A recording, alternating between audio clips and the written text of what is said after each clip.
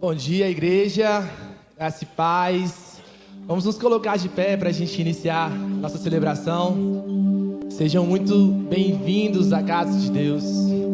Hoje é um dia muito especial, vou até convidar você que está aí no café, já pode se achegar, tomar o seu lugar.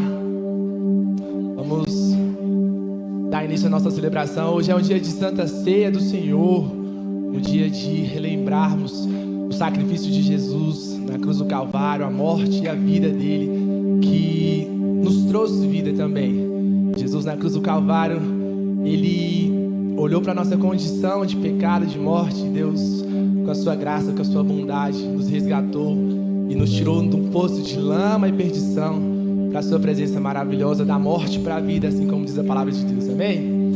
Então, vamos iniciar hoje com muita alegria o nosso culto. Vamos começar lendo Salmo 40. Como de costume, eu vou ler o primeiro versículo, os irmãos podem ler após mim, e no final nós todos vamos ler juntos. Diz assim a palavra de Deus: Esperei com paciência pelo Senhor, Ele se voltou para mim e ouviu o meu clamor.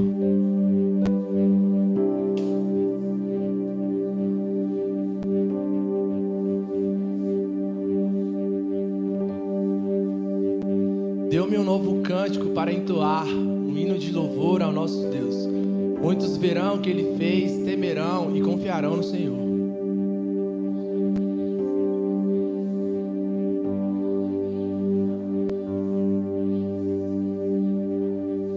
Vamos juntos.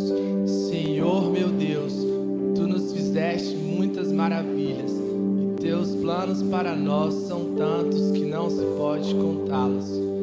Não há ninguém igual a Ti. Se eu tentasse relatar todos os Teus feitos, jamais chegaria ao fim. Louvado seja o nome do Senhor. A palavra de Deus diz que os planos que Ele tem a nosso respeito são sempre de bênção e não de mal. Nós estamos iniciando hoje mais uma nova série, a mesma série, um novo momento. E o que Deus diz para nós é que em meio ao deserto Ele está conosco. Em meio ao deserto Ele não nos desampara jamais. E basta você chamar a presença dEle, basta você clamar, pedir. E é isso que nós vamos fazer nesse momento. Feche seus olhos.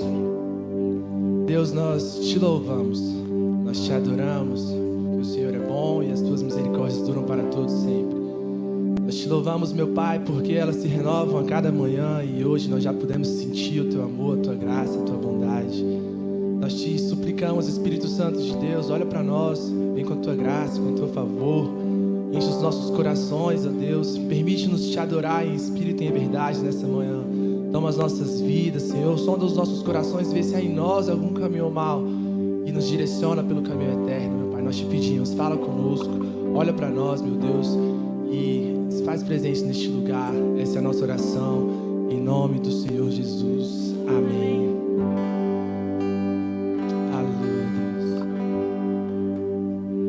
Não há nada igual, não há nada melhor a que se compara a esperança viva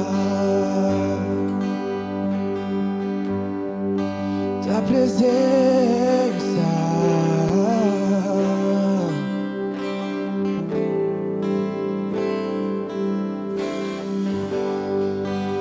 Eu provei e vi o mais doce amor que liberta o meu ser e a vergonha desfaz. Tua presença,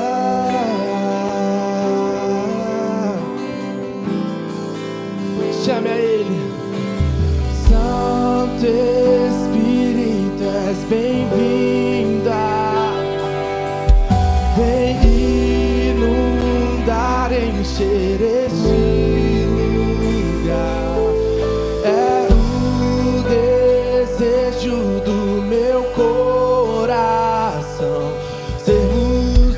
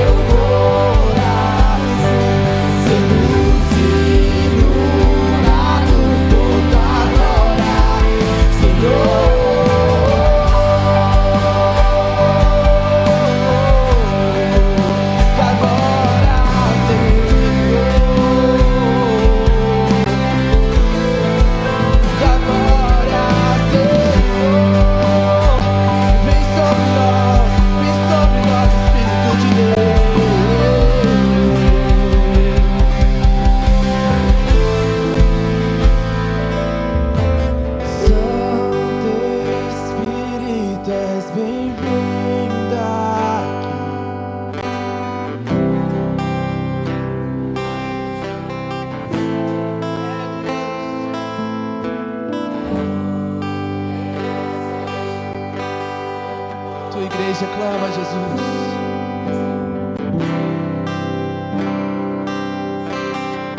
Mais uma vez, Santo Espírito de Deus.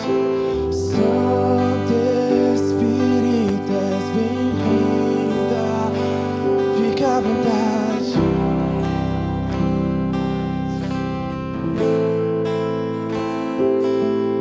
É o desejo do meu coração sermos inundados por tua glória, Senhor.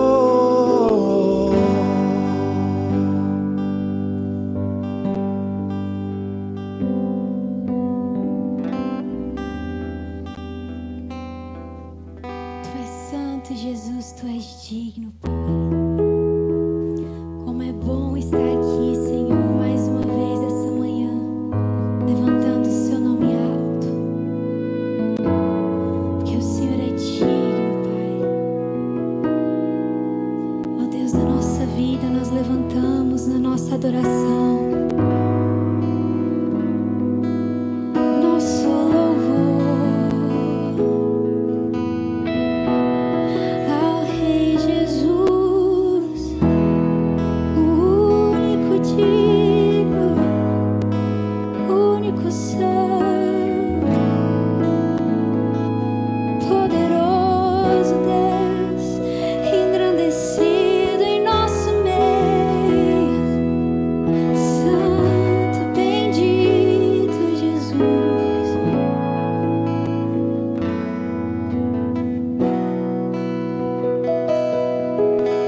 Seja engrandecido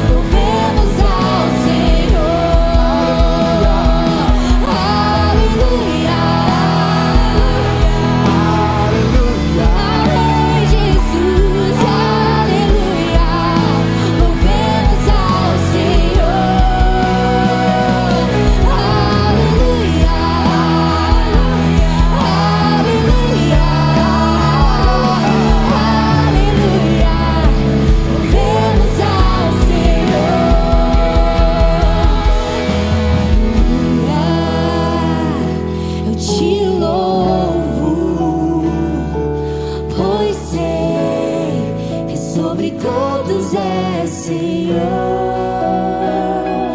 Aleluia, te louvo, você é sobre todos. Cante mais uma vez pra encerrar. Aleluia, Te louvo.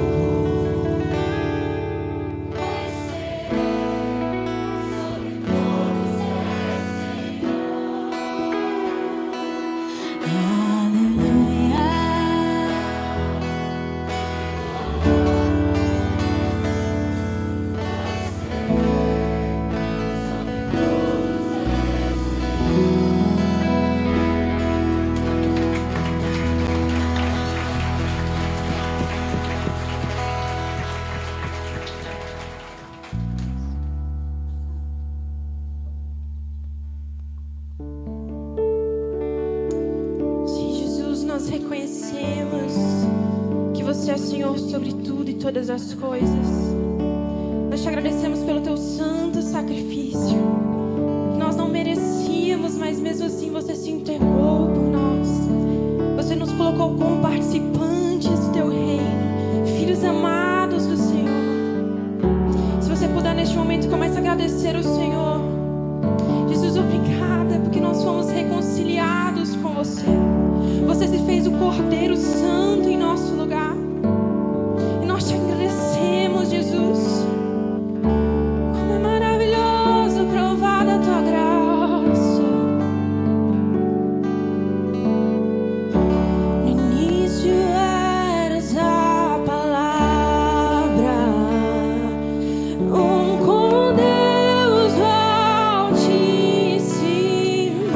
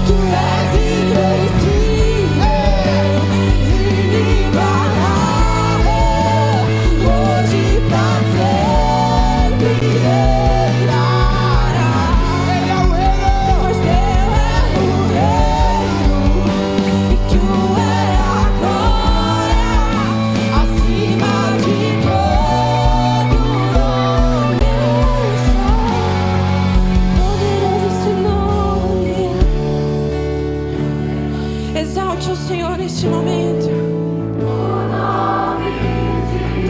Não há outro nome maior do que o seu, Jesus. Não há outro que se compare a quem você é. Maior que tudo é. Poderoso esse nome. Vamos, cante que Ele é poderoso. Poderoso esse nome é. Poderoso esse nome é. O nome de Jesus, meu Deus. Poderoso esse nome é. Maior que tudo Ele é. Poderoso esse nome é. O nome de Jesus. Aleluia. Declare palavras de adoração. Declare quão poderoso é o seu nome. Declare. Fale o quão grande Ele é, quão poderoso Ele é. Declare a sua grandeza, a sua majestade, a sua bondade. Declare quão gracioso e misericordioso Ele é. Declare os seus atributos. Declare, diga, fale, Senhor, como Tu és lindo, como Tu és poderoso, como Tu és maravilhoso. Verbalize isso neste momento. Declare a sua santidade, o seu poder, a sua autoridade. O autor da vida, o autor e consumador de todas as coisas, o criador e o sustentador de todas elas. Senhor, Tu és poderoso. Senhor, Tu és maravilhoso, Pai. Quão poderoso é o teu nome, Senhor. Quão poderoso Tu és. Aleluia. Obrigado, Senhor. Louvado seja o Teu nome. Obrigado por tamanha graça. Obrigado, Senhor, por Tua presença em nosso meio, pelo Teu Espírito Santo em nós, habitando em nós, Senhor, agindo em nós. Senhor, que coisa boa é viver contigo, Pai. Que coisa boa é desfrutar da Tua comunhão, da Tua presença, do Teu Espírito. Senhor, obrigado. Nós queremos Te agradecer. Nós declaramos, Senhor, como é bom andar contigo, como é bom Te pertencer, como é bom não estar só, Pai. Nós não estamos mais sozinhos, nós não estamos desamparados. O Senhor é por nós, Pai. Venha o Teu reino, Senhor. Venha, venha. Aleluia.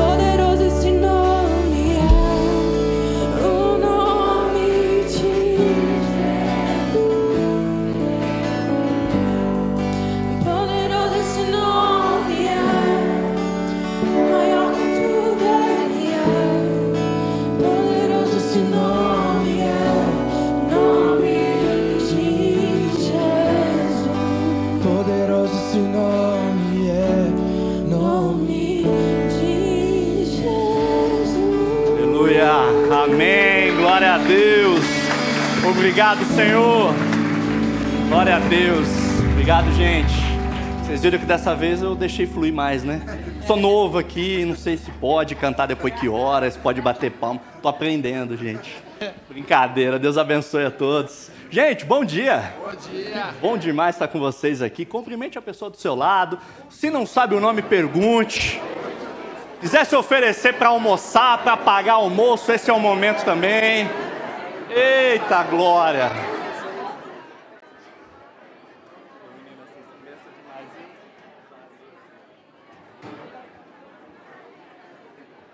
Bênção de Deus. Amém, amém.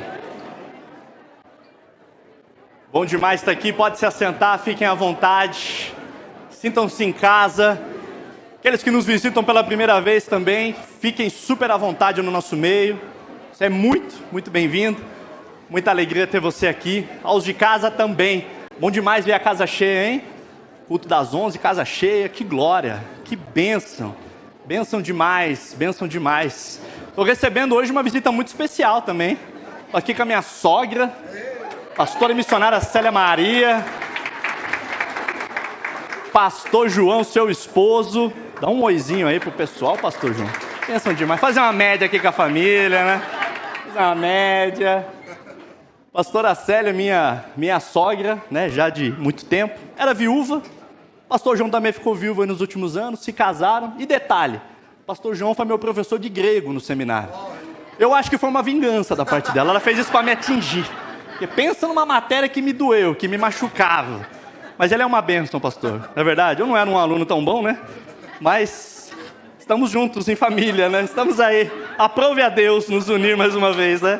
Não sei se é bom para o senhor, mas estamos aí. Estão aqui nos visitando, passando uns dias conosco aqui em Brasília. Eles são de Campinas, interior de São Paulo, e estão se preparando para plantar uma igreja na Grécia. Então, bom demais, bênção, um projeto desafiador. Quem quiser ir para... Eu estou indo lá fazer turismo ano que vem, dá prejuízo para a sogra, já falei para ela. Não, mas quem quiser se voluntariar e se candidatar, a Grécia é muito carente do evangelho, de igrejas. Então é um desafio enorme, que o nosso Senhor Jesus possa abençoá-los. Bênção de Deus.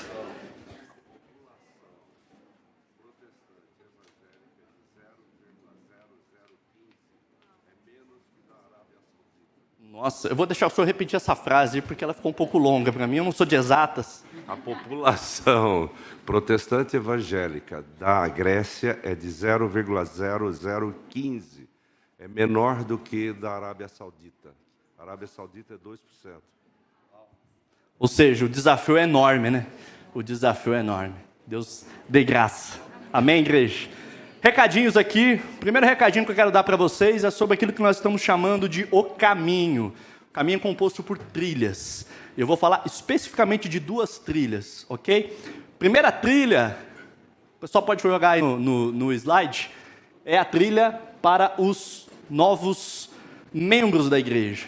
Você aí, que ainda não oficializou a sua membresia, você aí que está desejoso de fazer parte dessa família de uma forma oficial e quer, né, dar seguimento a isso, você é convidado a participar dessa trilha, nós chamamos da trilha 1, trilha do caminho, ok?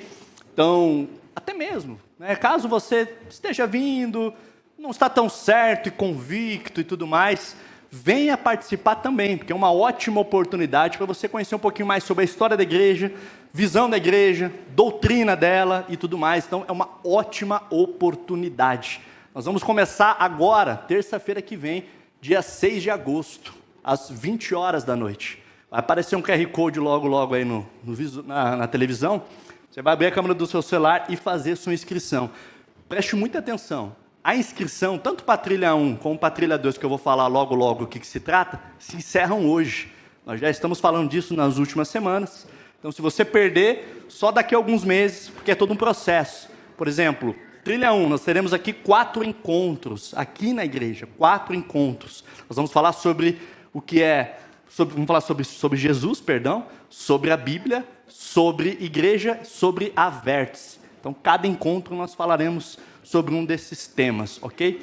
4 semanas de compromisso para você entender melhor a dinâmica da igreja, conhecer, enfim, ficar mais antenado e por dentro de quem somos nós, ok? Então, a inscrição, ela se encerra hoje. E o primeiro encontro, terça que vem, aqui na igreja, às 20 horas, fechou? Vai acontecer de forma simultânea aquilo que a gente chama da trilha 2. As pessoas que já são membros aqui da igreja, mas não participam de comunidades. As comunidades são nossos grupos pequenos, onde acontece a formação espiritual, onde acontece o discipulado, tempo de comunhão com os irmãos nas casas. Então, se você já é da casa, mas não participa de uma comunidade, por favor, entra nesse QR Code aí, faz seu cadastro, Teremos aqui 8 semanas de encontro explicando o que se trata, como funciona esse grupo pequeno, que nós chamamos de comunidades, para você se inteirar também do assunto e tudo mais, beleza? Então, um recadinho aqui para 2 grupos específicos. Pessoas que querem se tornar novos membros, pessoas que já são da casa, mas que ainda não participam de uma comunidade, de um grupo pequeno, ok? Novamente, último recadinho, aliás, só frisando esse recado. As inscrições se encerram hoje, beleza? Fechou? Se perder, aí só daqui a alguns meses vai ficar difícil. Falar sobre um encontro que nós teremos aqui da Universidade da Família também. Vai ser no dia 24, correto, pastor? Dia 24, às 10 da manhã, aqui na igreja. É um sábado. Você aí que tem filhos, casados, você é convidado a participar. Vai ser um tempo muito importante. Falaremos sobre hábitos que fortalecem a família, ok? Isso tem a ver com formação espiritual também, algo muito importante para todos nós. Fica aqui o convite, é gratuito esse evento, porém é importante que você faça a sua inscrição também através desse QR Code aí. Último recadinho é sobre a nossa escola bíblica. Vamos começar mais um módulo aí da escola bíblica. Quem é que gosta de estudar a Bíblia aí? Bora, gente! Escola Bíblica, pastor Felipe de Nato. Quem está com saudade do pastor Felipe? Eu estou com saudade, ele faz falta, viu? Ele é um cara legal, mas dá um trabalho, não é verdade? Mas a gente ama ele é uma bênção, ele é uma bênção. Pastor Felipe que vai coordenar aí esse módulo da nossa escola bíblica. Falaremos sobre os evangelhos, né? E o reino, ok? Então, abre aí seu celular também, faz o seu cadastro para poder participar. Quantos encontros mesmo, pastor? 7 encontros, são 7 sábados, ok? Maravilha. Teremos também encontros de adolescentes, né? Cadê a Julinha e o Marquinhos? Correto, né? Eu esqueci desse detalhe no primeiro culto aí. Essa camisa não pode vir, não. Não pode, é proibido, cara. Encontro de adolescentes e de jovens. Jovens também teremos, né? O varão casou, mas o ministério existe ainda, né? Teremos culto de jovens também no sábado, né? Correto? Não senti muita firmeza, não. Eu não tô... Valencinha e a Duda casaram, né? Nossos líderes de jovens, para quem não sabe. Mas não é porque eles casaram que o ministério acabou, né? Então, teremos encontro de jovens no sábado, 19h30, ok? Meninada aí de 18 até 25, vocês estão convocados a participar. E adolescentes é na sexta-feira agora, fechou? 19h30, aqui na igreja também. Meninada de 12 a 17. Combinado? Vamos para o nosso momento de generosidade agora, então.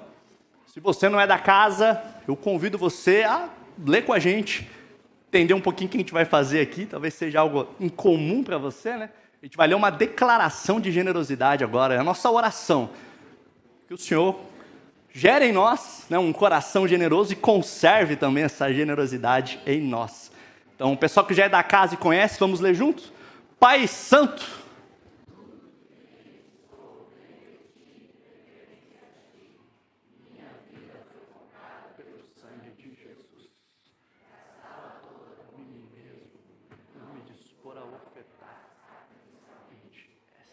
seguir o curso deste mundo e não o caminho de Cristo.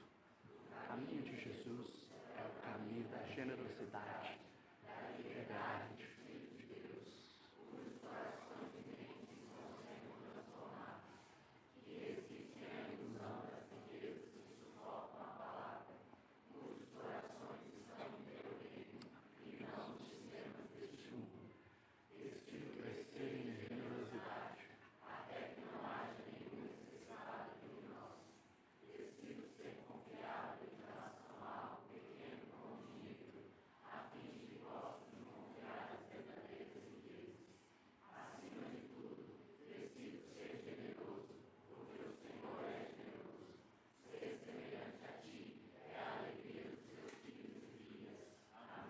Amém. Nós decidimos ser generosos até que não haja mais nenhum necessitado entre nós. Ou seja, até que Ele venha, até que tudo isso aqui passe.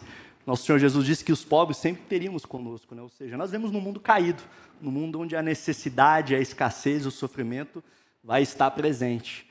Porém, nós cremos que o Evangelho, a graça do nosso Senhor Jesus, pode sim mudar a vida, transformar histórias, né? E visitar com essa graça a todos nós. Então, que o Senhor gere isso em nós, um coração generoso, amém?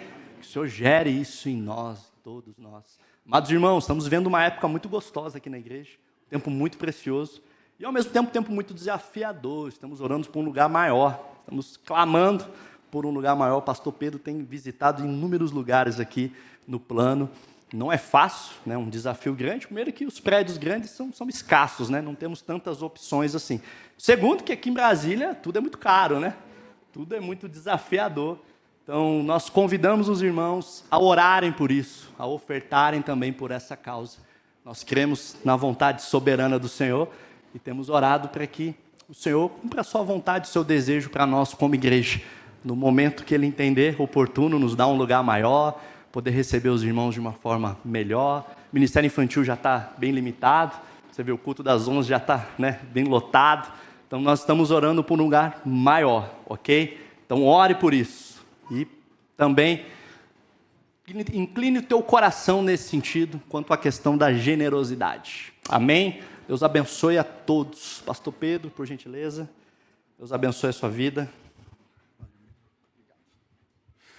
Amém. Obrigado, Diego. Bom dia, gente. Tudo bem com vocês? Que bom ver tantas pessoas, algumas que eu não via há algum tempo. Estou feliz, já encontrei alguns amigos de longa data aí. Tem outros que eu ainda vou encontrar no final, eu espero. Mas que eu já detectei. Todos muito bem-vindos. Uma alegria receber todos vocês aqui num domingo, para nós, especial. Todo primeiro domingo de mês é domingo em que a gente celebra a ceia do Senhor. Faremos isso logo mais. Mas também é um domingo em que a gente começa uma nova série de mensagens. E se você é novo aqui na nossa igreja, a gente organiza os nossos temas de pregação aos domingos em trimestres. Cada trimestre a gente escolhe focar numa das práticas do caminho de Jesus. Entendemos que o que Jesus nos chama para viver com Ele é uma jornada, é um caminho que requer prática. A gente não começa ali aquela jornada de ser um discípulo de Jesus com a conversão e dali para frente é só manutenção do que já recebemos. Na verdade, há um desenvolvimento da vida com Deus, do caráter de Cristo em nós, da semelhança com Jesus, que requer prática. Jesus viveu de uma determinada maneira enquanto esteve aqui na Terra e nos chama para viver como Ele viveu, e é por meio dessas práticas, disciplinas espirituais, que o Espírito Santo age e nos transforma em pessoas mais parecidas com Jesus. Isso leva tempo e não é fácil, não é um processo simples nem rápido.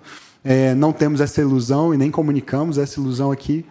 E é por isso também que nesse trimestre em que nós estamos falando sobre silêncio e solitude, uma das práticas do caminho de Jesus, nós decidimos incluir esse tema para este mês agora de agosto, que é o título dessa série, O Deus do Deserto. O Deus do deserto. Porque nós cremos que todos nós passaremos, ou estamos passando, quem sabe seja o seu caso, você está passando neste momento por um tempo de deserto na sua vida. E esses tempos são tempos extremamente desafiadores, mas em toda a história bíblica e também na história da igreja, nós vemos essa temática do deserto como uma ideia fundamental para a espiritualidade cristã. O deserto é o lugar de solitude por definição. Passamos o último mês inteiro já falando sobre essa ideia de silêncio e solitude na série A Procura da Paz, que se você não ouviu, não esteve aqui com a gente, eu recomendo que você ouça no podcast ou assista no YouTube, porque foi uma série muito, muito abençoadora, pelo menos para mim, e eu vi vários testemunhos de pessoas que foram abençoadas nesse último mês também. Mas o deserto é o lugar de solitude por excelência. Ele é o lugar onde, na verdade, nós nem temos a opção, não é verdade? De não estar em solitude, de não estar em silêncio. Teresa de Ávila, muitos séculos atrás, disse: acomode-se na solitude e você defrontará com ele dentro de si mesmo. E muitas vezes, para que essa acomodação na solitude aconteça, Deus precisa remover tudo mais à nossa volta para que a nossa atenção seja apenas dele. E esse é um lugar difícil de estar. Mas quando nós estamos no deserto, nós estamos posicionados para um encontro com Deus. É difícil perceber isso, porque o deserto geralmente é associado a um lugar de ausência e não de presença, né? A gente pensa no deserto como um lugar onde faltam coisas, onde não há muitas coisas. Mas é exatamente por conta dessa ausência de outras coisas que Deus costuma se fazer presente de modo especial no deserto. O deserto, por isso, não é um acidente na vida de um discípulo de Jesus e nem uma realidade a ser evitada. Também não é algo que pega Deus de surpresa, como nós ouvimos na semana passada com o pastor Alex. O reverendo Ricardo Barbosa, um livro que eu recomendo para vocês, chamado O Caminho do Coração, diz assim: o deserto é essencial para a espiritualidade. Não como um fato em si, um acidente geográfico, mas como um estado do coração diante de Deus e de nós mesmos. Perceba que o deserto não é definido, nesse sentido da nossa espiritualidade, como um lugar apenas, ou como um lugar geográfico. O deserto pode ser experimentado em qualquer lugar, porque, na verdade, ele diz respeito a um estado do coração, a postura do nosso coração diante de Deus e diante de nós mesmos. E ele é essencial, e é por isso que nós vamos gastar esse mês no esforço de redescobrir o deserto e sua importância para a nossa espiritualidade. Também o reverendo Ricardo diz o seguinte: redescobrir o deserto é redescobrir um caminho de crescimento espiritual. É conhecer a Deus, não nas experiências religiosas ou informações teológicas, mas na intimidade do nosso coração. Eu suspeito que muitos de nós já tenhamos vivido ou estejamos vivendo crises de diferentes naturezas, crises relacionais, conjugais, familiares, financeiras, espirituais também. E essa crise ou essas crises estejam sendo agravadas por uma má compreensão do lugar do deserto na nossa vida. Talvez porque a gente foi ensinado a crer num tipo de evangelho que não inclui o deserto. Um tipo de evangelho que só promete oásis. Não é verdade? Um oásis constante, sem deserto. E Jesus não nos prometeu essa vida sem dificuldades e aflições. Na verdade, esse lugar, muitas vezes difícil e de real escassez, de ausência, é um lugar onde nós podemos conhecê-lo intimamente. Se permanecermos nele tempo suficiente. A gente vai falar da história hoje de um homem que precisou permanecer nesse lugar de deserto por muito tempo, até que ele se encontrasse com Deus. Nesse mês, a gente vai acompanhar a jornada de alguns personagens bíblicos que viveram tempos de deserto, começando hoje por Moisés. Na semana que vem, vamos falar sobre Elias, depois Davi e, por fim, Jesus. Ok? Esse é o plano para esses 4 domingos. Vamos começar com Moisés? Eu vou dar um contexto para você que não é tão familiarizado com a história. Moisés aparece na história bíblica no início do livro de Êxodo, no contexto em que o povo de Israel era escravo ali no Egito. Eles haviam ido para o Egito originalmente por meio de José, um dos filhos de Jacó, num contexto favorável inicialmente, porque José, talvez você conheça a história, se não conhece, a gente não tem tempo de recapitular toda ela hoje, mas em resumo, ele vai para o Egito como escravo, vendido pelos próprios irmãos, mas lá, por uma série de eventos improváveis e debaixo da soberania de Deus e da providência de Deus, ele acaba se tornando o segundo homem mais importante do Egito, governador do Egito. E ele traz, então, seu pai Jacó e seus irmãos para viverem ali, mas muito tempo se passa e toda aquela geração morre, inclusive o próprio faraó, e séculos depois, com todo o crescimento numérico do povo hebreu, eles passaram a ser vistos como uma ameaça. Então, um faraó se levanta que escraviza os hebreus, que aumenta essa carga de opressão sobre eles, a ponto de determinar que todo menino, todo bebê do sexo masculino que nascesse no meio dos hebreus fosse morto, afogado no rio Nilo. Esse é o nível da opressão e da maldade dos egípcios em relação aos hebreus naquele momento da história, e é neste contexto em que Moisés nasce. Moisés nasce e a sua mãe tenta ali escondê-lo por 3 meses, vê que ele é alguém especial, obviamente não quer matar o seu filho, então ela tenta uma estratégia que é colocá-lo num cesto e deixá-lo no rio, entregando a alguma chance remota de sobrevivência. Esse menino acaba sendo encontrado, esse cesto com o menino dentro acaba sendo encontrado pela filha do faraó. E, de uma maneira surpreendente, agora Moisés se vê no palácio sendo criado como neto adotivo do faraó. E nesse palácio ele cresce numa espécie de bolha, uma bolha de riqueza e conforto. De alguma maneira, ele sabe que ele é hebreu, muito provavelmente pelos traços físicos, e talvez ele tenha ouvido essa história, sua mãe tenha contado isso para ele em algum momento, a gente não tem esses detalhes, mas o fato é que ele, sabendo que era hebreu, ele vive sem se dar conta, por bons anos, da real condição de abuso e exploração em que os seus irmãos se encontravam. Até o dia em que ele descobre. E no dia em que ele descobre, ele vê uma cena de um egípcio batendo e abusando de um hebreu que está ali fazendo o seu trabalho. E Moisés fica tão indignado com isso que ele dá uma olhada em volta e ele acha que não tem ninguém vendo e ele vai lá e mata o egípcio. E quando ele mata esse egípcio, essa notícia de alguma maneira anda e chega no próprio faraó e o faraó decide matá-lo. Então veja, é o avô adotivo agora querendo matar Moisés por conta de ele ter tentado fazer justiça com as próprias mãos em favor do seu povo, que era um povo escravizado, dominado. Essa situação é tão grave que Moisés foge. E para onde é que Moisés foge? Moisés foge para o deserto. Para uma região desértica, para a terra de Midian. Moisés se indignou com o sofrimento dos seus irmãos e não estava pronto. Ele não estava pronto para compreender e responder a uma vocação que já estava dentro dele àquela altura, mas que ainda precisava ser amadurecida. Moisés foge, mas a vocação vai com ele para o deserto. Sabe, uma das coisas que Deus quer fazer em nós no deserto é, primeiro, nos ajudar a lidar com a dor do nosso próprio coração, mas é também nos preparar para responder com sensibilidade às dores à nossa volta, às dores do mundo. E a gente precisa do deserto para desenvolver essa sensibilidade. Já havia uma vocação dentro de Moisés, de alguma maneira ele tentou ser o libertador, precocemente ele não estava preparado. E a forma que ele usou de tentar fazer justiça com as próprias mãos não era a forma que Deus estava planejando usar depois. E Deus precisou levá-lo ao deserto para desenvolver isso nele ao longo de 40 anos.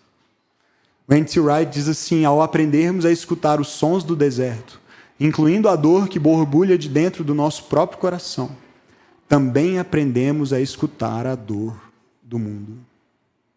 Lidamos com a nossa dor, mas aprendemos também a ouvir corretamente e responder apropriadamente à dor do mundo.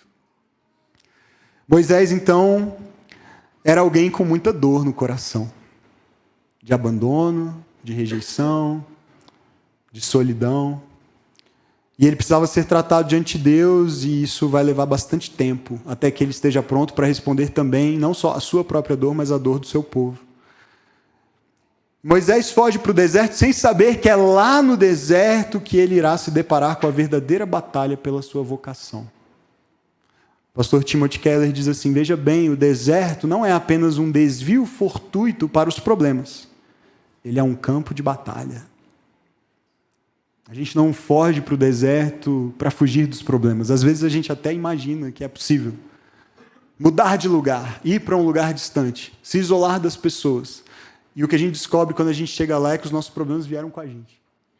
Né? Os nossos fantasmas vieram com a gente, os nossos demônios vieram com a gente, os nossos traumas vieram com a gente, as nossas dores vieram com a gente, os nossos pecados vieram com a gente. E mais cedo ou mais tarde a gente vai ter que enfrentá-los para viver plenamente a nossa vocação. O deserto não é só um desvio, mas é um campo de batalha. E em Midian, esse Moisés agora é acolhido por uma família, a família de um homem chamado Jetro, que é um sacerdote lá em Midian, a gente vai ver isso. Ele se casa com uma das filhas desse homem e ele se torna o pastor de ovelhas do seu sogro. É aqui que a gente encontra Moisés, e a gente vai ler agora capítulo 3 do livro de Êxodo, inicialmente os versos de 1 a 3. Vamos lá? Diz assim: Moisés pastoreava o rebanho do seu sogro Jetro, que era sacerdote de Midian. Um dia, levou o rebanho para o outro lado do deserto. Fico imaginando o que tinha do primeiro lado, que era tão ruim que ele foi para o outro, né? Acho que era deserto do mesmo jeito, né? Tinha deserto de um lado, deserto do outro, mas ele foi para o outro lado. E chegou a Horebe, o monte de Deus.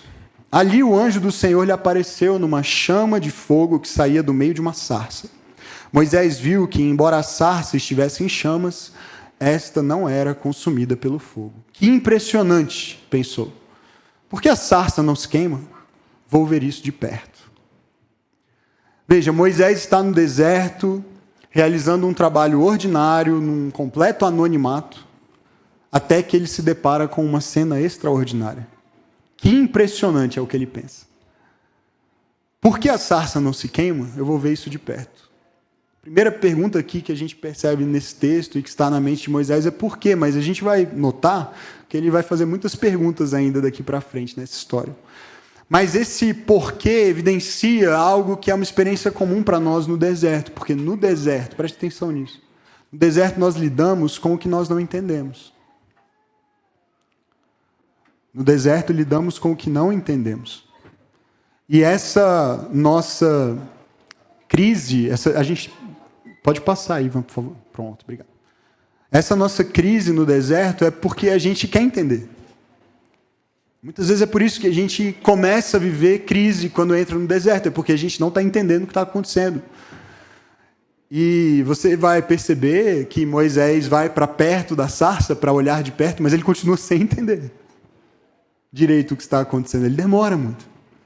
E assim é também o nosso tempo no deserto. Muitas coisas acontecem no deserto e a gente não entende. Senhor, eu não entendo porque eu não consigo engravidar. Eu não entendo porque essa pessoa tinha que partir tão cedo. Eu não entendo o porquê desse diagnóstico agora. Eu não entendo porque eu não sinto o consolo e a paz do Senhor em meio a essa dor. Eu não entendo porque essa crise financeira está durando tanto tempo. Eu não entendo e eu não entendo. E aí, nesse não entender, nesses porquês que muitas vezes nós buscamos, nós ficamos presos e muitas vezes perdemos a bênção de permanecer neste lugar e viver a experiência completa que Deus está preparando para nós. E lembra, Moisés está vivendo essa cena extraordinária depois de 40 anos. E na nossa ansiedade e pressa, muitas vezes a gente não dá nem 40 dias para o nosso deserto. E a gente interrompe o processo que Deus está só começando com a gente. Foram 40 anos. E o menos impressionante, veja, interessante isso, né? Moisés diz, que impressionante, a sarça ardendo, mas sem se queimar, sem se consumir. Essa é a coisa menos impressionante que acontece nesse dia. Essa é a coisa menos impressionante. Muito mais impressionante é o que vai acontecer em seguida. Porque olha só, verso 4. O Senhor viu que ele se aproximava para observar. E então, do meio da sarça, Deus o chamou. Então, acaba de ficar bem mais impressionante, né? Porque agora a planta fala, né? Ficou bem mais impressionante. Moisés, Moisés, eis-me aqui. Ele não diz, né? Eis-me aqui, Senhor, Deus, porque até agora é a planta que está falando, ele não tem a menor ideia do que está acontecendo. Só eis-me aqui, planta. Respondeu ele. Então disse Deus, não se aproxime. Tire as sandálias dos pés, pois o lugar em que você está é terra santa. Fico me perguntando quando é que a gente toma consciência de que o deserto em que a gente está, na verdade, é uma terra santa, né? Pulando alguns versículos, vamos para o verso 10. Vem a ordem de Deus para ele. Vá, pois, agora. Eu o envio ao faraó para tirar do Egito o meu povo, os israelitas. Percebe que muito mais impressionante do que uma sarça, um arbusto que queima, que arde, mas não se consome, muito mais impressionante do que isso foi Moisés ouvir a voz de Deus restaurando aquela vocação de 40 anos antes que parecia haver se perdido. E o N.T. Wright também diz o seguinte, na verdade, uma das coisas verdadeiramente assustadoras sobre o deserto é quantas vozes você ouve nele. A gente imagina que o deserto vai ser um lugar de silêncio. A gente vai para lá buscando o silêncio, mas no momento em que a gente se silencia, e no momento em que a gente silencia os outros barulhos à nossa volta, a gente começa a ouvir vozes, né? E eu diria o seguinte, a voz mais assustadora de todas que a gente ouve no deserto é a voz de Deus.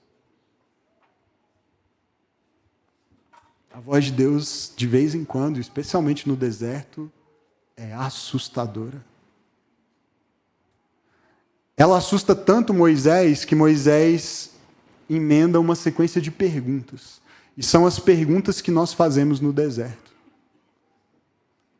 São as perguntas que eu e você também fazemos quando vivemos as nossas experiências de deserto. Veja se eu estou errado. A primeira pergunta que Moisés faz e que nós fazemos no deserto é: quem sou eu? Afinal de contas, quem sou eu? É a pergunta de Moisés. Deus diz, vá lá então agora para o Egito e liberte o meu povo. E o verso 11 diz, Moisés, porém, respondeu a Deus, quem sou eu para apresentar-me ao faraó e tirar os israelitas do Egito? Quem sou eu? Isso aí é uma história de 40 anos atrás, Deus. Eu não sou mais aquela pessoa. Eu sou um pastor de ovelhas, eu vivo no deserto. Não era realmente uma pergunta simples de responder, percebe? Quem era Moisés, afinal de contas, a essa altura? Moisés ainda era o neto de Faraó, príncipe do Egito? Um homem da realeza, culto, privilegiado? Ou Moisés era um hebreu, filho de escravos, entregue à morte pelos pais com mínima esperança de sobreviver? Moisés era um assassino? Um criminoso fugitivo? Moisés era um pastor de ovelhas? Um beduíno no deserto? Tentando fugir não apenas de Faraó, mas daquela voz interior que o havia incomodado a ponto de matar alguém para tentar libertar seus irmãos, sinalizando que ali havia uma vocação para, de alguma maneira, agir diante daquela opressão. De que Moisés nós estamos falando a essa altura dos acontecimentos? Nem ele mesmo sabia. Nem ele mesmo sabia. Quem sou eu, Senhor?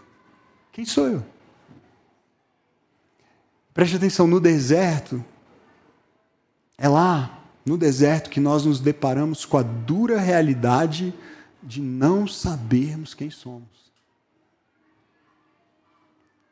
Quando tudo silencia em nossa volta, quando as distrações são removidas, quando as outras pessoas se afastam, quando a gente se vê só, é aí que a gente se depara com a dura realidade de não saber ao certo quem nós somos, à parte de tudo o mais que nos conferia antes sentido e identidade.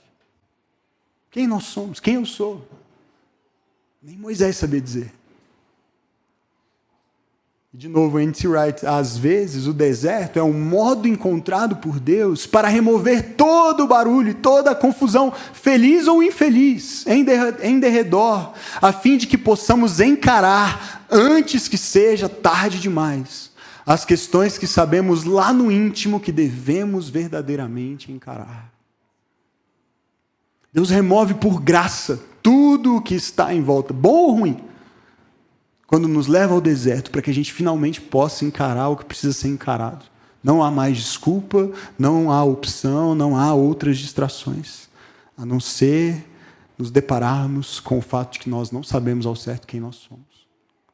Deus, queridos, nos encontra no deserto para redimir a nossa identidade, para nos despir dessas outras coisas que nós vamos carregando pelo caminho para nos darem sentido e propósito. Deus nos encontra no deserto para redimir a nossa identidade. E aí ele responde então a pergunta de Moisés. Para cada pergunta que Moisés faz, Deus traz uma resposta. Mas as respostas de Deus geralmente são bem diferentes das nossas perguntas. Você já reparou nisso? A gente pergunta uma coisa, parece que Deus está respondendo outra. Deus, volta para o assunto aqui, por favor. Quem mudou de assunto? Olha como Deus responde. A pergunta de Moisés qual foi? Quem sou eu? O que você espera de resposta adequada para uma pergunta como essa? Moisés, você é, né? Moisés, você é incrível, Moisés. Você acha que foi por acaso que eu te fiz crescer no palácio do faraó? Você é um homem culto, conhecedor das ciências e da religião e da cultura do Egito. Você é a pessoa certa para essa função. Moisés, você é demais. Moisés, você é capaz. Sabe, encher a bola de Moisés seria uma boa resposta. A gente pensa, né? Quem sou eu? Senhor, dá umas palavras de afirmação aqui, né? É a linguagem do amor, de amor de muitos, né? Precisa de palavras de afirmação, Deus. Mas Deus não responde à pergunta de Moisés assim. A pergunta de Moisés é: quem sou eu?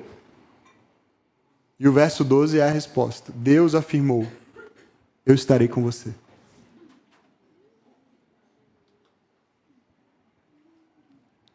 Percebe o que está acontecendo aqui?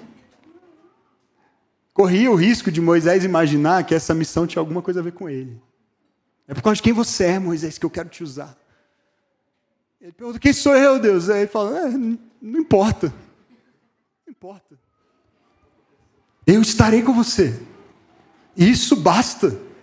Isso é suficiente. Preste atenção. O fundamento da nossa identidade não está em quem eu sou, mas em quem está comigo. Amém? Em quem está comigo. Não importa tanto quem eu sou, importa que Ele está comigo.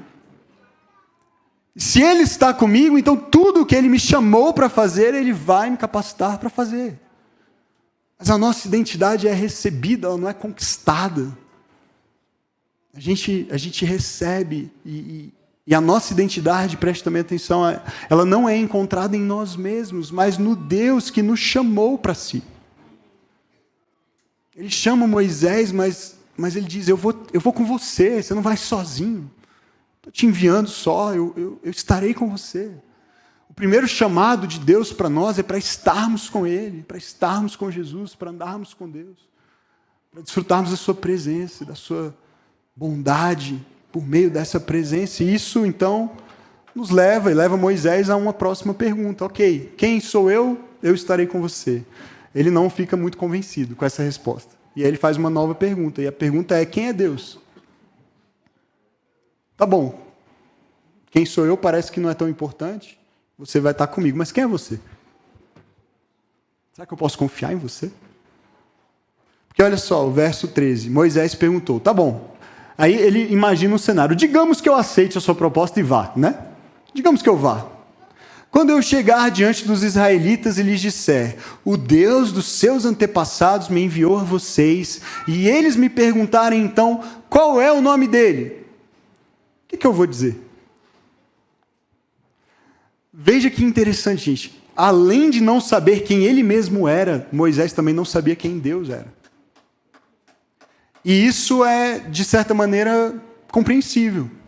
Porque lembra, Moisés cresceu distante dos seus pais e do seu próprio povo. Primeiro no Egito e depois uma outra terra estranha, terra de Midian, uma terra onde outros deuses eram adorados, inclusive o seu sogro é sacerdote em Midian. A essa altura é provável que Moisés adorasse e participasse de adoração a outros deuses. Ele não conhecia o Deus de Israel ainda. E ele se refere ao Deus de Israel tentando imaginar como seria a conversa dele com os israelitas. E ele diz assim, o Deus dos seus antepassados. Percebe que ele não diz o Deus dos nossos antepassados? É como se ele quase já não se incluísse mais no povo da aliança. O Deus dos seus antepassados. Ele não o chama de o nosso Deus ou o Deus dos nossos antepassados. Moisés não sabe quem Deus é.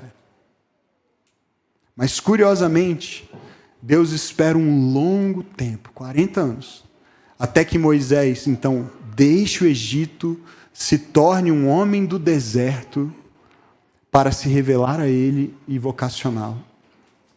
Gente, presta atenção, não seria tão mais simples se Deus tivesse chamado Moisés para fazer tudo isso enquanto ele já estava lá no Egito?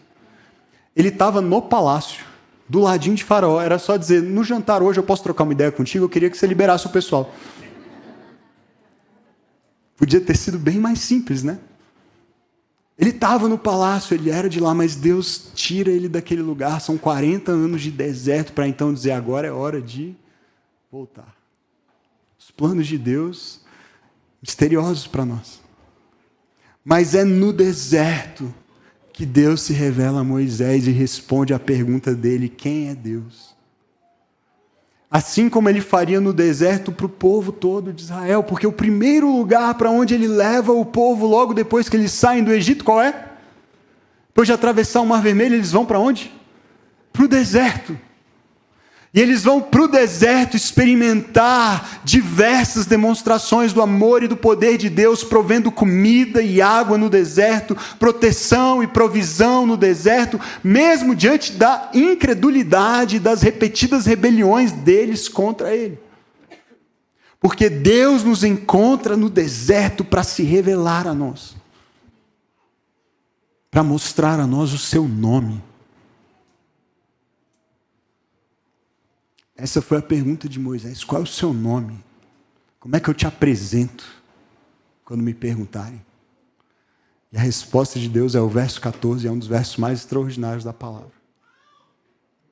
Eu sou o que sou. É isto que você dirá aos israelitas. Eu sou, me enviou a vocês. Péssima gramática, ótima teologia. Concorda? Uma das frases mais esquisitas. Olha, o eu sou me enviou a vocês. Vocês devem ter ficado... Você é outro, quem que é, quem enviou, que não sei. Péssima gramática, ótima teologia. Eu sou o que sou. Eu era, eu sou, eu serei, sempre fui, sempre serei. Nunca deixei de ser. Ele é imutável e inabalável mesmo no deserto. E de novo, N.T. Wright, se estivermos abertos a essa dimensão da experiência do deserto, poderemos começar a descobrir o que nunca de outra forma esperaríamos. É a surpresa do deserto. Que o único e verdadeiro Deus vivo é também o Deus do deserto.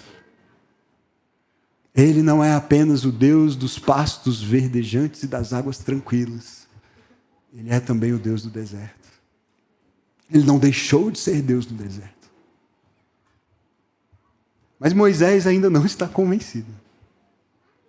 Quem sou eu? Quem é Deus? Ele faz uma terceira e última pergunta. E essa é a pergunta que nos consome no deserto. A pergunta é: e se? Mas e se? Essa pergunta é terrível, né? É onde a gente se perde na nossa ansiedade, preocupação, medo. Mas e se? Capítulo 4, verso 1. Moisés respondeu: e se eles não acreditarem? E se eles não acreditarem em mim e nem quiserem me ouvir e disserem: não, o Senhor não lhe apareceu? O que eu vou fazer? Que pergunta terrível essa. E se? Quando nós estamos no deserto, nós tendemos a uma imaginação mais fértil e geralmente bem destrutiva. Nós começamos a imaginar diversos cenários hipotéticos que talvez nunca vão se concretizar, mas que nos levam a sofrer antecipadamente. E que ainda que se concretizassem, não seriam capazes de inviabilizar os propósitos do Deus do deserto. Do eu sou. Então, como é que nós podemos lidar com essa nossa inclinação para perguntar: e se? E se? A resposta que Deus dá aqui para Moisés é levá-lo a perceber o que ele já tinha nas mãos. Porque a razão de muitas vezes nós ficarmos presos na pergunta e se, é porque a gente pensa assim: vai faltar alguma coisa. E se isso faltar? E se faltar dinheiro? E se faltarem os filhos? E se faltar a companhia? E se o meu casamento falhar? E se a minha carreira falhar? E se a minha fé falhar? E aí a gente vai pensando no que vai nos faltar, como se Deus não fosse capaz de prover novamente e novamente tudo aquilo que a gente realmente precisa. Então Deus, ao invés de dizer para Moisés o que ele vai ter, ele mostra para Moisés o que ele já tem.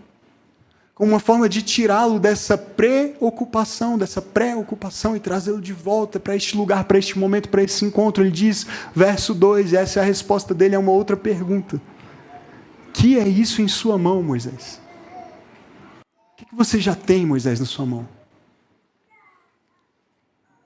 Ao invés de você ficar preocupado, e se isso acontecer? E se eles não acreditarem? Olha para o que você já tem. E o que Moisés tinha na mão? Tinha uma vara, um pedaço de madeira. Ele era pastor, ele usava isso para o seu trabalho. Era, no momento, a sua vocação, o seu ofício, pastor de ovelhas. O que você tem nas mãos, Moisés? Uma vara. E o texto segue, e Deus vai dizer: agora joga essa vara na mão. E aí ele joga essa vara no chão, e ele joga e ela se torna uma cobra, uma serpente. Agora pega de volta, e ela volta a ser vara.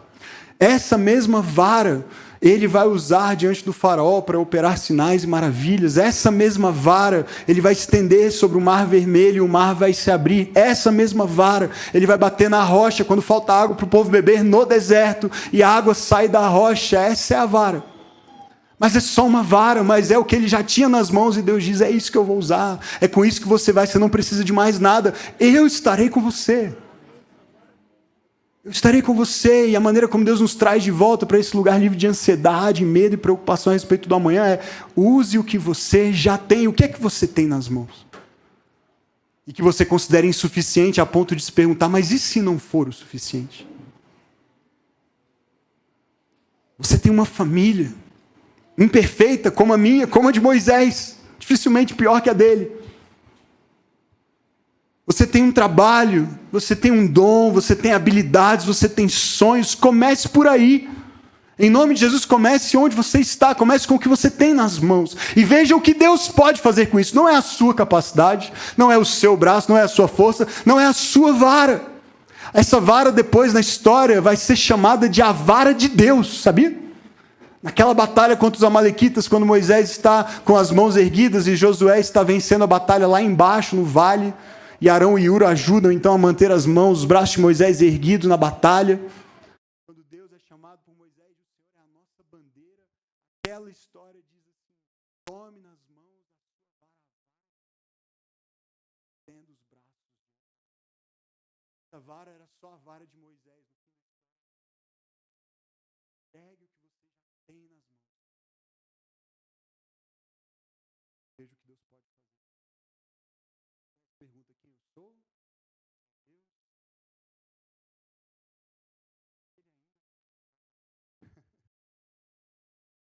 Assim como nós geralmente não somos. Então agora ele pode perguntar, ele começa a fazer declarações. A gente vai ficando mais ousado. Né? Deus, ok, você tem resposta para tudo, não só as respostas que eu queria.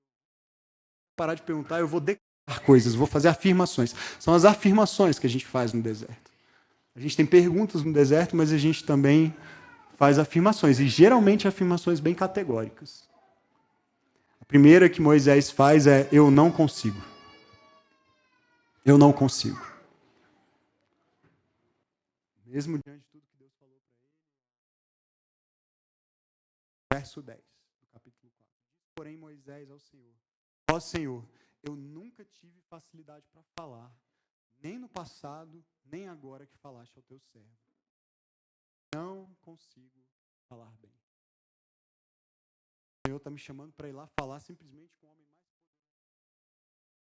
Eu sou meio gago.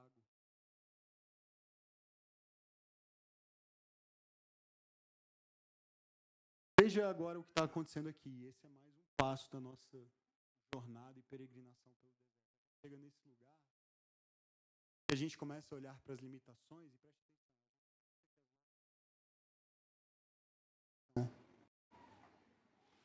A gente pensa que a limitação limita a missão. E é isso que a gente tende a concluir no deserto. A gente pensa, é impossível algo de bom nascer de algo tão ruim. Seja as circunstâncias ruins, seja a minha condição ruim, a minha limitação. A conclusão lógica, então, é: não consigo. Mas quando a gente afirma não consigo, veja se você concorda comigo. O que está acontecendo é que a gente presumiu que o cumprimento da nossa vocação depende do quê? Da nossa capacidade. Não é verdade? É imaginar que o resultado será proporcional ao nosso esforço e ao nosso talento. No fim das contas, é imaginar que quem está no controle somos nós e não Deus. Que as nossas limitações limitam. Esse é o limite. E aí Deus dá uma resposta agora para Moisés difícil, sincera, no verso 11. Moisés, deixa eu te perguntar uma coisa. Quem deu boca ao homem? Quem o fez surdo ou mudo? Quem lhe concede vista ou o torna cego? Não sou eu, o Senhor? Mas apesar de confrontar duramente Moisés, o verso 12 é a repetição de uma promessa que ele já havia feito no capítulo 3, também no verso 12. Agora, pois, vá. Eu estarei com você, ensinando-lhe o que dizer. O problema é o que você vai dizer. Eu vou dizer o que você vai dizer. Eu estarei com você. Quando você se perguntou quem você era, eu disse, eu estarei com você. Quando você agora diz, eu não consigo, eu estarei com você. Em todo o tempo, em toda a nossa dúvida, em todos os nossos medos, em todas as nossas preocupações, e até o momento em que a gente conclui, eu não sou capaz, Deus está reafirmando, mas eu estarei com você. Eu estarei com você. Ele repete o que já havia dito no capítulo antes para mostrar novamente que essa obra não dependia de Moisés, muito menos da sua eloquência. Já imaginou? Deus tem um plano de libertar seu povo, trazer redenção para Israel e para a humanidade a partir daquela experiência de libertação do Egito, mas Deus agora depende da eloquência de um homem gago. Imagina. É mesmo, Moisés? Puxa, eu não calculei isso. Não vai dar certo, né? Que pena, o plano vai se frustrar. Percebe? A gente acha ridículo quando diz respeito a Moisés, mas é o que a gente faz. A gente olha para a nossa vida e para os desafios que Deus coloca diante de nós e a gente diz, eu não consigo. E Deus está dizendo, mas não é sobre você. Eu não preciso que você consiga. Na verdade, se você conseguir, me atrapalha. O pessoal vai achar que foi você que fez. Vai dar problema, vai dar confusão. É melhor que você não consiga, na verdade, é indispensável, porque a glória será toda minha. Você não consegue, e isso é um pré-requisito. O povo é dele e é ele quem irá libertá-lo e conduzi-lo até que a promessa feita a Abraão, Isaque e Jacó seja cumprida. Mas o nosso Moisés, pessoal, ele é cabeça dura. E ele ainda assim não se convence. E há uma última afirmação e a gente caminha aqui para o fim da nossa conversa hoje. Depois de dizer eu não consigo, ele finalmente diz assim, Senhor, vamos fazer o seguinte? Envia outro. O Senhor já tentou me convencer demais. Envia outro, é mais fácil. Vai ser melhor para o Senhor, para mim, todo mundo. Verso 13. Respondeu-lhe, porém, Moisés. Ah, Senhor. Aí ele não tem nem mais argumento, né? Ele não dá nenhuma razão. Ele só diz assim, peço de quem visa outra pessoa. Deixa eu ser bem sincero, Deus. Vamos mexer com isso não. Faz 40 anos. Faz 40 anos.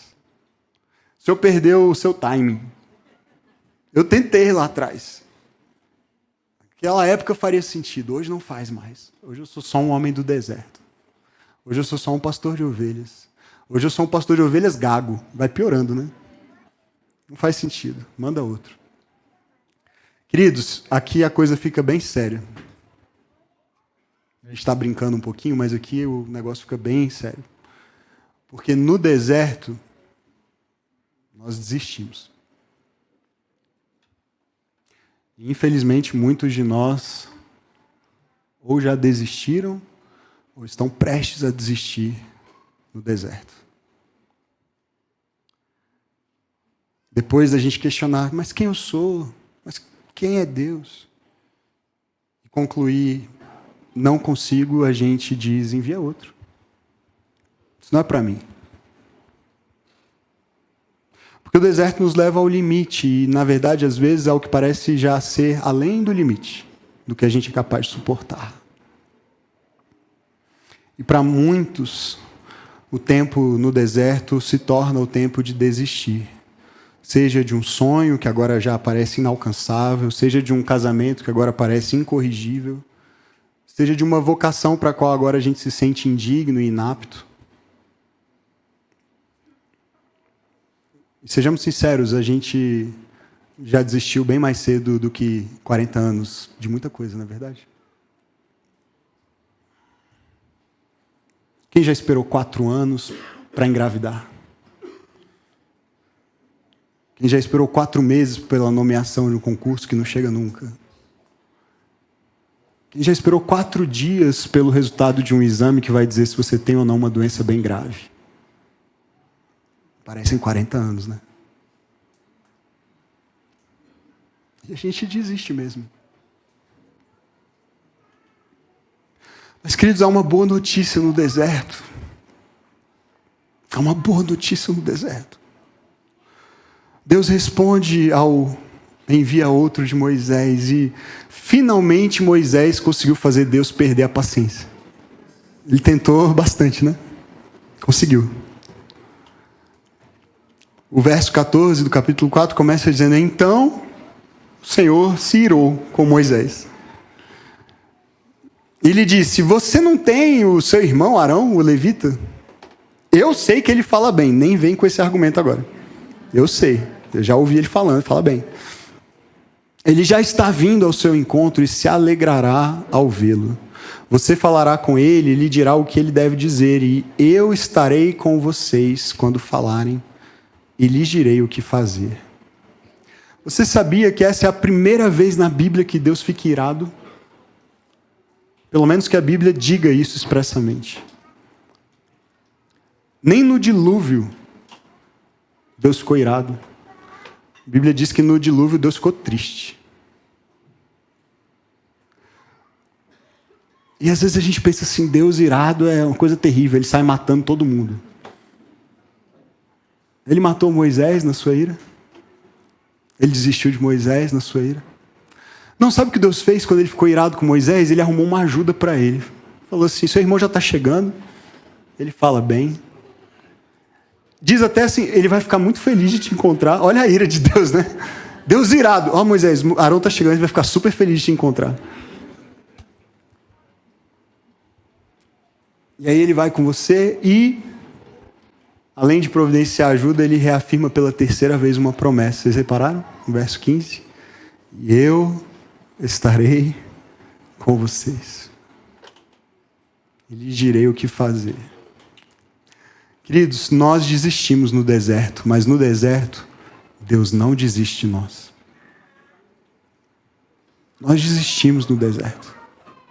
A gente chega ao limite no deserto e a gente desiste. Mas nem quando a gente desiste, Deus desiste. Deus não desiste de nós no deserto. E Deus não desistiu de Moisés. Moisés acaba indo com a ajuda de Arão. Você provavelmente conhece a história. O povo é liberto. Não é Moisés que liberta, é a mão de Deus que liberta e conduz esse povo. E esse Moisés pacientemente seria instrumento de Deus por longos anos, mais 40 anos, novamente, de deserto de novo. Mas agora com o agravante de conduzir uma multidão de gente reclamando o tempo inteiro, rumo à terra prometida. Mas toda a história está apontando para uma promessa, para a boa notícia do deserto. Porque esse Moisés, séculos depois da sua morte, esse mesmo Moisés se encontraria novamente com Deus do alto de uma montanha. E esse Moisés estaria ali numa reunião extremamente impressionante, muito mais impressionante do que uma sarça ardente. Estão lá Pedro, Tiago e João, os únicos mais ou menos normais na história. Aí com eles está Jesus, mas não o Jesus com o qual eles estavam habituados a andar, um Jesus transfigurado, resplandecendo em glória. E no alto desse monte aparecem para conversar com esse Jesus Moisés e Elias, que já tinham partido faz muito tempo.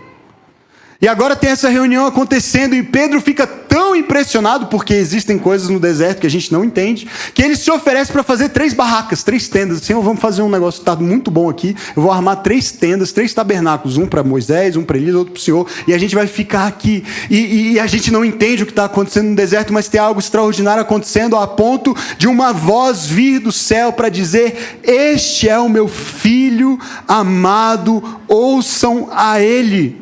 Não ouçam a Moisés ou a Elias apenas, ouçam a Jesus, e principalmente a Jesus, porque é no deserto que esse Deus quer entrar para redimir nossa identidade, para se revelar a nós, para eliminar os excessos que nós construímos e mostrar que de fato nós não conseguimos. Moisés estava certo, nós não conseguimos e Deus precisava enviar outro, mas sabe qual é a boa notícia? Ele enviou outro. E ele não enviou outro Moisés, e nem mesmo era Arão esse outro, ele enviou o seu próprio filho, o maior e melhor Moisés, aquele que foi obediente ao Pai em tudo, nunca questionou, mas foi fiel até a sua morte, para nos libertar do nosso Egito, da nossa escravidão, do pecado e da morte, e prometer estar conosco para sempre. Ele é o Deus conosco, o Deus Emanuel, o Deus que diz: eu estarei com você, o Deus que não perdeu o controle no deserto, o Deus que entrou no nosso deserto. Não para que a gente faça uma barraca e fique lá com ele para sempre no deserto, mas para se revelar a nós e nos tirar do deserto e nos levar a uma terra boa, a um lugar de descanso, a um lugar de abundância, desde que a gente aceite passar por ele pelo deserto. esse novo e melhor Moisés está nos pastoreando em direção à nossa terra prometida, aos nossos novos céus e nova terra. E lá nós nem precisaremos de tenda alguma para morar e permanecer com Ele, porque Ele é mesmo o tabernáculo, a morada de Deus entre nós. E sabe, por 7 vezes no Evangelho de João, Jesus faz uma afirmação. Jesus 7 vezes no Evangelho de João diz: eu sou. Eu sou. Eu sou o bom pastor, eu sou a porta das ovelhas, eu sou o caminho, a verdade e a vida, eu sou a videira verdadeira, eu sou o pão vivo que desce do céu, eu sou a água viva que mata a sua sede. E quando ele diz eu sou, o que ele está mostrando é, sabe aquele Deus que se revelou a um homem no deserto, um homem cuja vocação parecia perdida, esquecida, abandonada, destruída. Sabe aquele Deus que se revelou àquele homem e depois a uma nação inteira com uma mão poderosa para libertá-los da escravidão? Eu sou aquele Deus. E o que eu tenho para fazer com vocês, em favor de vocês hoje, é maior do que Deus fez por meio de Moisés. E quando a gente se depara com essa realidade, quem Jesus é, o eu sou, a gente descobre uma coisa incrível. E é muito oportuno que a gente vá celebrar a ceia do Senhor hoje. É que Jesus é o Deus do deserto. Jesus é o Deus do deserto. Jesus não é um Deus que só aponta o caminho no deserto. Jesus é o Deus que entra na história, no deserto da nossa vida. E se submete às condições áridas, duras do deserto, para mostrar que a gente não estará só. Talvez você diga: pastor, mas eu me sinto só. Eu sei, também já me senti. Mas sabe, ele levou 40 anos com Moisés. Ele não terminou de fazer o que ele está fazendo ainda. Não desista no meio do caminho. Pastor, mas eu já desisti. Amém, ainda há esperança. Ele não desistiu de você. E o fato de você estar aqui hoje é prova disso. Mesmo que você diga: eu vim, mas na verdade eu nem estou aqui, eu desisti. Ele não desistiu. Porque Ele é o Deus do deserto. Eu queria te convidar a fechar os seus olhos agora e pedir ao Senhor que fale ao seu coração. E se você precisa sentir, peça isso para Ele. Mas deixa eu te dizer uma coisa. O tipo de obra e de experiência que Ele deseja fazer em nós vai muito além do que a gente é capaz de sentir, de perceber. E algumas coisas a gente só vai perceber em retrospectiva. Mas isso não significa que Ele não está presente e agindo. Fique à vontade para fazer perguntas. Quem sou eu? Quem Tu és, Senhor? Mas e se? E fique à vontade até mesmo para fazer afirmações. Eu não consigo. Isso é para outro, não é para mim. Na sua ira, Deus não dizimou Moisés por causa das suas perguntas. Deus ofereceu ajuda e Deus reafirmou a promessa. Eu estarei com você. E Ele está, porque Ele é o eu sou, Ele não mudou. Ele não mudará. Nem o deserto é capaz de mudá-lo. Jesus, nessa manhã nós te damos toda a honra e toda a glória, porque Tu és o Deus do deserto. Não há deserto seco demais, grande demais, difícil demais, solitário demais, que o Senhor não tenha poder para entrar e nos proteger, nos sustentar e até nos tirar dali. Mas como é difícil esperar até que isso aconteça. É difícil permanecer. A gente não entende por que o Senhor levou 40 anos com Moisés. A gente não entende por que o Senhor talvez esteja levando tanto tempo conosco. Mas ensina-nos a confiar. Ensina-nos a esperar. Ensina-nos a depender. Leva o nosso coração, Senhor, a essa dependência do eu sou.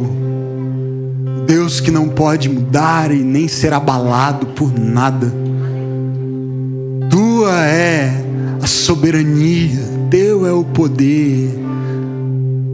E nós queremos aprender a descansar nisso, Senhor, mesmo quando a gente não entende, mesmo quando são muitas as perguntas, mesmo quando a gente não sabe nem quem a gente é, quem tu és direito. Nós queremos aprender a descansar nessa segurança de que nós estamos nas mãos do Eu Sou e de que Ele prometeu estar conosco. E obrigado, Jesus, por ser a encarnação dessa promessa, por ter vindo entrar no deserto da nossa história e suportado até a cruz, para que houvesse esperança, e esperança viva em nossos corações de que um dia finalmente estaremos na terra prometida contigo e não haverá mais deserto. Não haverá mais deserto. Até lá, sustenta-nos com a memória do teu corpo e do teu sangue que foram entregues para isso. Queridos, nós vamos participar hoje da ceia do Senhor. Como eu disse, esse é um momento muito oportuno para nos lembrarmos do que Jesus fez. Ele é o Deus que entra no nosso deserto, amém? E nos dá força e alimento para a jornada, para a peregrinação. Eu gosto sempre de dizer isso: a ceia é uma refeição para a viagem. Somos peregrinos. Estamos sendo nessa manhã nutridos e alimentados para essa jornada. Se você puder, fique de pé. Nós serviremos os elementos, o pão, o cálice. Se você está em comunhão com Jesus e com a igreja de Jesus, essa é a ceia do Senhor. Você é bem-vindo à mesa. E o que eu peço é que você, ao ser servido, aguarde até que todos sejam servidos. E aí no final dessa música que nós vamos cantar juntos, eu vou orar. E então nós vamos comer e beber todos juntos do pão e do cálice, amém? Fui convidado à mesa, larguei minhas defesas e vim reconhecer, não merecia estar aqui. Comigo eu trouxe amigos, felizes ou feridos, gente que escutou este chamado e aceitou. E é tão bom saber que há lugar aqui. A graça nos chamou à mesa do Senhor. Há lugar na casa, há perdão na casa. Quando estamos juntos, nosso encontro é casa de Deus Pai. A esperança na casa, recomeço na casa. Reunidos nele, nosso encontro é casa de Deus Pai.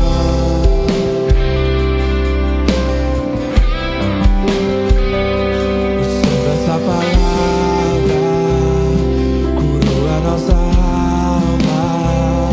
O Verbo nos amou, na solidão nos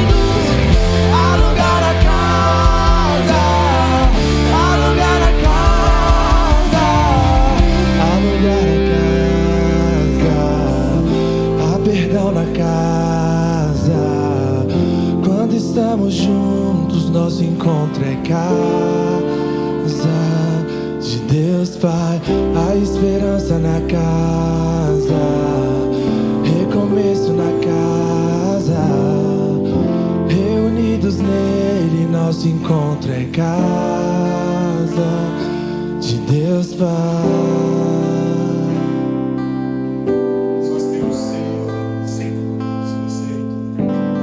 Se você precisar, levante sua mão, a gente vai até você com os elementos.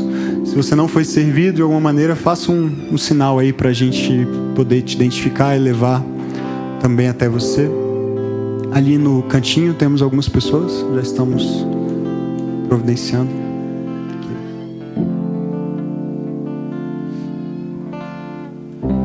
Na noite em que Jesus entrou no seu mais profundo deserto, ele tomou o pão, deu graças, partiu, disse: este é o meu corpo que é dado em favor de vocês. Comam dele sempre que se reunirem e façam isso em memória de mim. E depois de haver ceado, ele tomou o cálice e disse: este cálice é a nova aliança no meu sangue, derramado para o perdão dos seus pecados. Bebam dele todos, sempre que se reunirem, em memória de mim. O apóstolo Paulo diz que sempre que nós fazemos isso, comemos do pão, bebemos do cálice, nós anunciamos a morte de Jesus até que ele venha. Essa é a esperança no deserto, queridos, é que o deserto um dia vai chegar ao fim.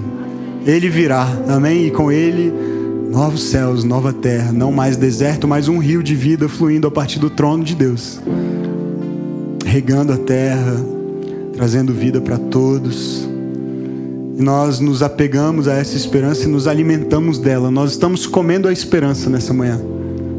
Nós estamos nos alimentando de esperança juntos. A esperança no Deus do deserto, amém? Obrigado, Jesus, mais uma vez, pelo teu sacrifício na cruz. Obrigado pela tua morte e ressurreição. É a razão da nossa esperança e nós temos uma esperança viva, aleluia.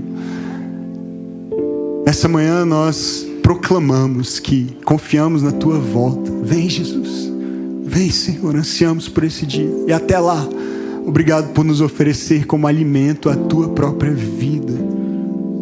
Obrigado pelo pão, obrigado pelo cálice, obrigado pelo corpo, obrigado pelo sangue. Nós te damos honra e glória e pedimos que o Senhor nos sustente na jornada pelo deserto, até que esse encontro contigo aconteça. Aleluia. Vamos comer e beber, queridos.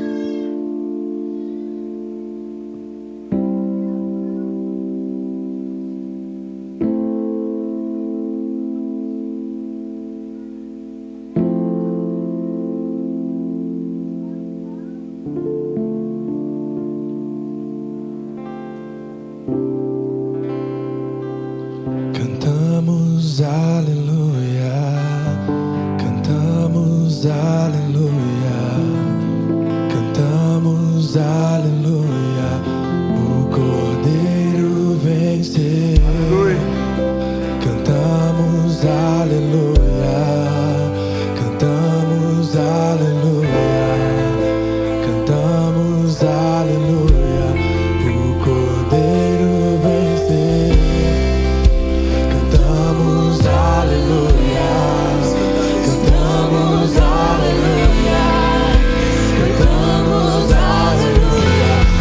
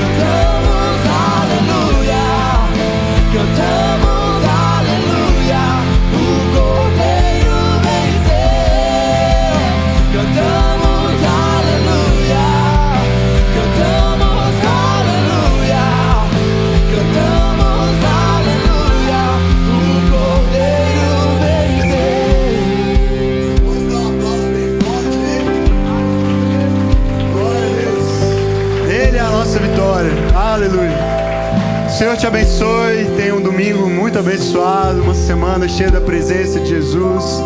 Mesmo em meio aos desertos, Ele está conosco, amém? Vá na graça e na paz dEle. Nós nos vemos domingo que vem, ou terça-feira aqui nas trilhas. Ali no balcão, ao lado do café, tem todas as informações com os nossos voluntários.